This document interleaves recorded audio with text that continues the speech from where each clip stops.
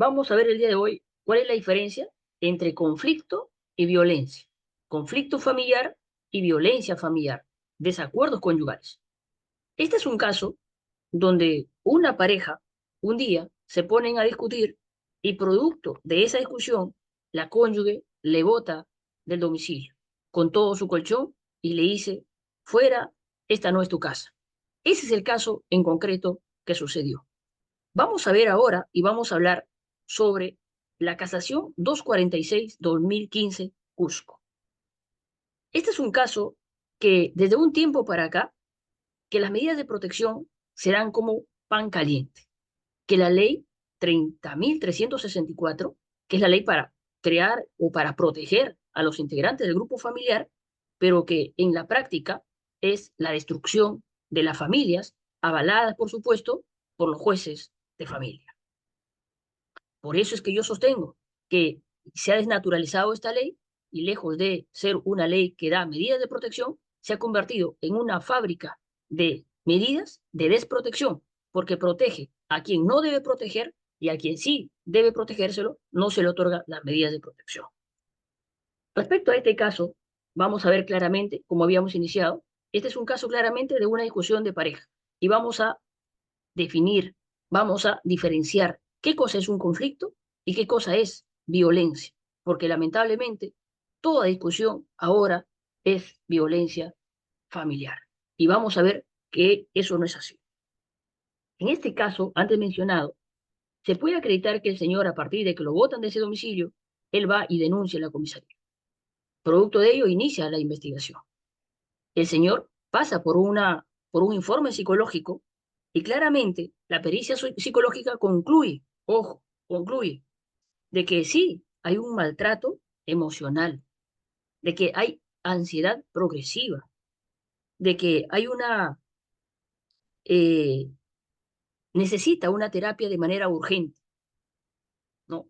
Entonces, se puede ver que de la pericia psicológica concluye claramente que el señor aparentemente, producto de que lo habrían botado del domicilio o producto de esa violencia, el señor concluiría que sí tiene afectación psicológica. Es por eso que en primera instancia, es por eso que en primera instancia le dan la razón al señor. Y en este caso declara fundada la demanda, en este caso, gracias a la pericia psicológica. Frente a ello, la agraviada interpone un recurso de apelación.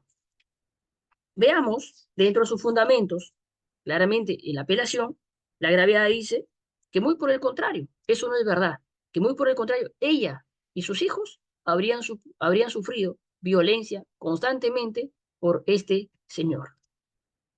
¿Qué cosa nos dice la sentencia de segunda instancia? Dice claramente, la sentencia de segunda instancia revoca y declara infundada la demanda. O sea, en primera instancia le dan la razón al señor, en segunda instancia le dicen no, no tienes la razón.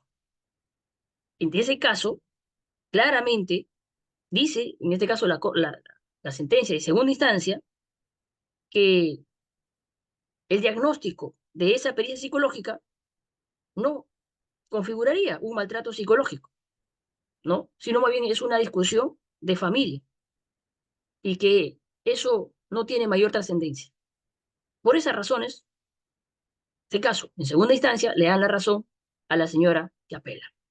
Frente a ello, el representante del Ministerio Público interpone un recurso de casación e indica claramente dice que habría una infracción normativa, una vulneración al debido proceso y que los jueces superiores eh, realizaron la inobservancia de una pericia psicológica debido a que no citan ninguna fuente médica.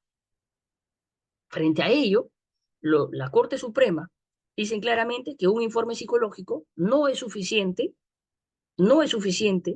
y el juez tiene la amplia discreción incluso de apartarse de ese informe psicológico. Y dice claramente, los jueces de la Corte Suprema, ella no puede ser nunca decisivo para un juzgador y sino que además tiene que estar corroborado, reforzados con otros medios probatorios que en este caso no lo hubieron. Dice claramente la Corte Suprema en esta casación que si bien es cierto presenta afectación psicológica, no es producto de la violencia que sufrió dentro de la familia, sino más bien son producto de desacuerdos conyugales. Por esas razones, la Corte Suprema declara infundado el recurso de casación. Además, aquí hay que tener en cuenta claramente el Acuerdo Plenario 2005 y ahora sí, definamos qué cosa es un conflicto familiar y qué cosa es violencia familiar. Cuando hablamos de un conflicto familiar o desacuerdos conyugales, estamos hablando de que es un proceso de incompatibilidad, de generalmente desacuerdos y oposición entre dos o más partes que perciben metas o intereses opuestas. En sencillo, un conflicto es, en este caso, desacuerdos. Por ejemplo, yo quiero la tenencia y el otro padre también quiere la tenencia. Hay un conflicto, porque los dos quieren la misma tenencia. Y producto de eso se dicen cosas. Palabra dicha, palabra contestada. Ah, violencia psicológica. Eso no constituye. Eso muy por lo contrario es un conflicto familiar que se está disputando intereses. ¿Qué cosa en este caso? La tenencia de sus hijos. ¿Qué cosa es entonces en este caso la violencia familiar? La violencia es el sometimiento, la humillación, la verticalidad. Totalmente. Es decir, insultos, gritos, y la otra persona simplemente sufre y llora por dentro, pero no hay ningún interés. Eso es diferencia entre conflicto y eh, violencia. Además de eso, hay también los 5 requisitos que lo vamos a publicar posteriormente, ¿no? Los 5 requisitos para que se configure violencia familiar. Muy bien, ya lo sabes. Síguenos para más consejos.